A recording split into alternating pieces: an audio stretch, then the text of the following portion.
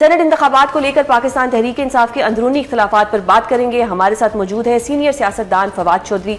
Sir, बहुत शुक्रिया programme में अपना कीमती वक्त देने के लिए। सर, ये सेनेट इंतखाबात को लेकर बहुत ज़्यादा कन्फ्यूजन आ रही है। कहा जाता है कि कुछ नाम इमरान खान साहब ने दिए हैं, फिर अलीमा बीबी जो है वो कुछ और फरमाती हैं, बुशरा बीबी की बहन से हम बात करते हैं वो कुछ और कहती हैं। तो ये इतना कंट्रोवर्सी क्यों क्रिएट हो रही है?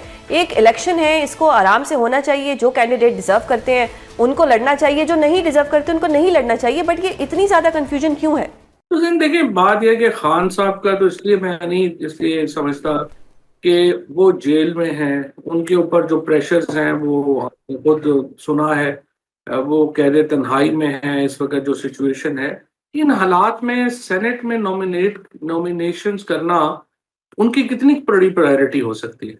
सो मेरी नज़र में इमरान खान तो इस वक्त फोकस होंगे बड़ी पॉलिटिक्स के ऊपर। और ये जो भी उनके पास जाएगा कि जी इन्होंने ये नाम भेजे हैं तो वो कहेंगे बना दो जो भी है, वो तो ऐसे ही होता है। सही। लेकिन असल बात ये है कि जो दो नामों के ऊपर ज्यादा कंट्रोवर्सी है, एक मशाल के ऊपर और एक मिर्जा मिर्जा अफरीदी। अफरीदी। और दोनों सच्ची बात है डिजर्व नहीं करते। और अगर आप मेरा केपी की जो लीडरशिप है, जाहिर है कि फैसला उनका है, बट फैक्ट है कि देखिए आपने असूली तौर के ऊपर इस वक्त पीटीआई को ये सिंबॉलिक टिकट देने थे।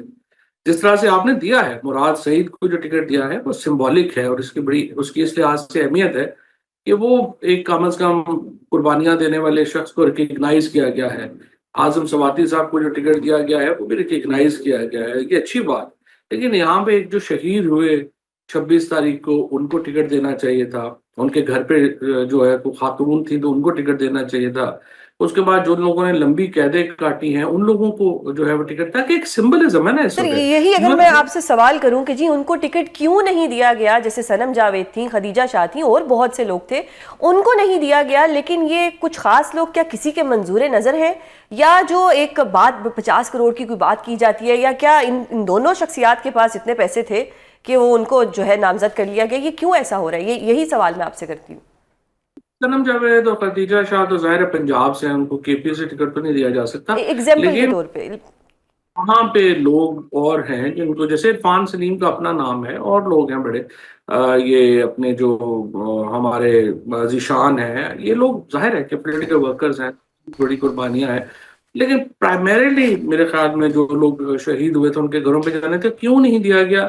देखिए, सुजैन इशू ये है कि हमारी, अगर आप कांग्रेस और ऑल इंडिया मुस्लिम लीग का स्ट्रक्चर देखेंगे ना पाकिस्तान बनने से पहले, तो आपको एहसास होगा कि वो पार्टियां आज की पॉलिटिकल पार्टी से कहीं ज्यादा ऑर्गेनाइज थी। यानी आज से 100 साल पहले जो पॉलिटिकल पार्टी शुरू हुई वो 1000 दर्जे ऑर्गेनाइज थी, उनकी तंजीम थी, वो नीचे से फंडिंग आती थी और एक मामला चलते थे।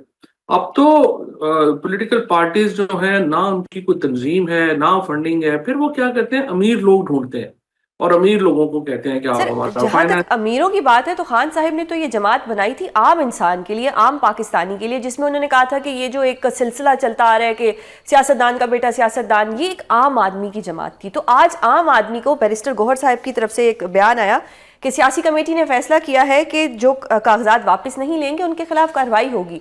यानी कि आम आदमी के खिलाफ कार्रवाई करेगी आपकी जमात, और जो लोग अलेजिडली 50 करोड़ दे सकते हैं या किसी के मंजूर नजर हैं, उन लोगों को जो है सेनेट का इलेक्शन लड़वाया जाएगा। इमरान खान ने तो बनाई थी ना, इमरान खान ने तो फंडिंग का भी प्रोसेस बनाया था। आप देखें, $1-1 के, $2-2 के पंजाब पाकिस्तान में और को फंडिंग करते ही नहीं सिवाय पीटीआई के, जो हमने की। और हमने साबित किया इलेक्शन कमीशन में कि हमने कितनी शफाफ फंडिंग की। लेकिन अब चूंकि पार्टी में वो स्ट्रक्चर्स अवेलेबल नहीं है, तो उन्होंने फैसला किया कि चलो एक दो अमीर लोग पकड़ लें और उनसे हम जो है वो फंडिंग करवा लें, और उसके मुताबिक जो है वो आगे चले गए।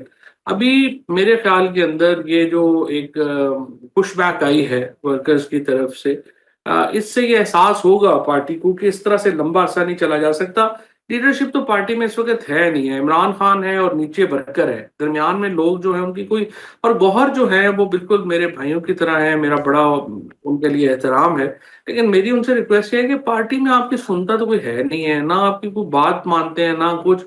आपको इस तरह के बयान दे के कंट्रोवर्शियल होने की क्या जरूरत है? आप आराम से बैठे जिन लोगों के पास इख्तियार है उनको अपनी पॉलिटिक्स करने दें। लेकिन सर और आपकी जब जमात तो यही करती है जी, गोलियां लेके आएंगे, कफन बांध के आएंगे, खबरदार आज के बाद किसी ने कोई ऐसी बात की माफी मांगे। और फिर गौहर साहब भी कह देते हैं, हालांकि गौहर साहब बड़े पोलाइट इंसान है, वो भी कह देते हैं कार्रवाई हो जाएगी। तो आपकी तो पूरी जमात जो है इस वक्त सुल्तान राई बनी हुई है।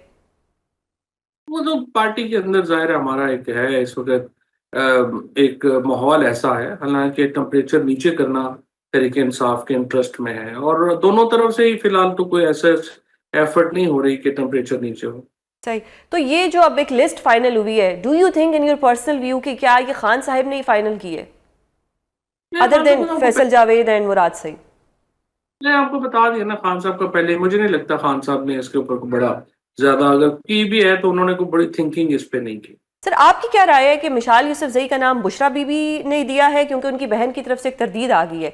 आपकी ज़ाती राय इस पे क्या है कि ये किसकी मंजूर नज़र है? क्या ये बुशरा बीबी की मंजूर नज़र है, या इनकी पार्टी के लिए खिदमात इतनी ज़्यादा है, इन्होंने बहुत सख्तियाँ बर्दाश्त की हैं तो वो ये सीट डिजर्व करती है? पार्टी के लिए तो कोई खिदमत है नहीं, हमें मुझे तो नहीं पता, मैं तो कर इतना जानता भी नहीं हूँ।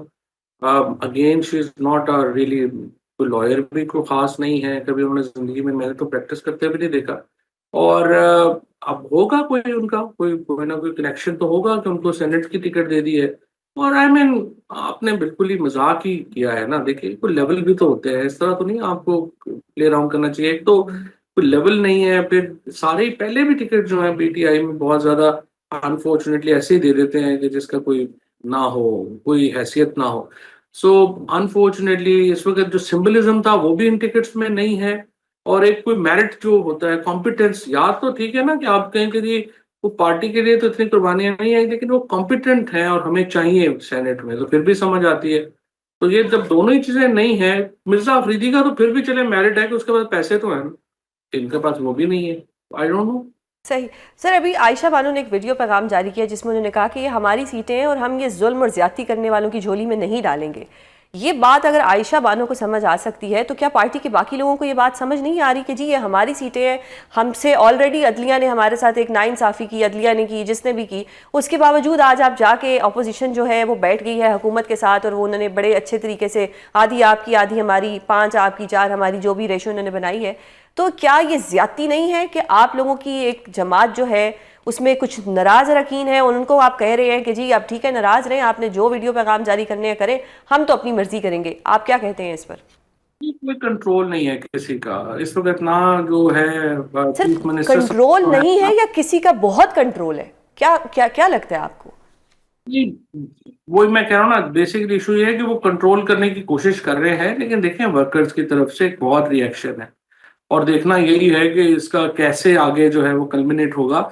क्योंकि जो अभी तक की सिचुएशन है या जिस तरह से चीजें हुई हैं, मेरा ये ख्याल है कि दे आर नॉट एक्सपेक्टिंग कि इस किस्म का जो है वो एक रिएक्शन आएगा। और अगर ये तीनों लोग जो हैं वो अपनी अपनी सीटों पे खड़े रहते हैं तो फिर जाहिर इलेक्शन होना है, सर और आप इलेक्शन होगा तो कुछ जी, भी हो सकता है। आपने वर्कर की बात की, जब वर्कर इस तरह के इख्तलाफात देखेगा कि कभी अलीमा बीबी वर्सेस पीटीआई, कभी कौन, कभी इसकी वीडियो आ रही है, कभी उसकी वीडियो आ रही है, तो फिर वर्कर का क्या रिएक्शन रहेगा? वो तो यही सोचेगा कि यार ये तो 26 नवंबर को भी हमें अकेला छोड़ के चले गए थे, कभी ये 90 दिन की बात करते हैं, कभी 5 अगस्त की बात करते हैं, कभी खान साहब के बेटों की बात करते हैं, तो वर्कर तो एग्जॉस्ट हो जाएगा।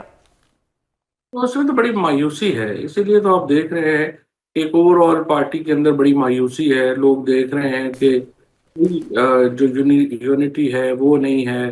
जो 3-4 लोग ऊपर बैठे हुए हैं उन्होंने इसको एक, मैंने तो खान साहब को कहा था कि आपने जेल के अंदर बैठ के 30-40-50 मिलियन डॉलर की इकॉनमी खड़ी कर दी है, और यहाँ पे जो लॉयर्स जो हैं उनकी एक अपनी इकॉनमी चल रही है, इनकी एक अपनी इकॉनमी चल रही है। So I think it's very sad state of affairs.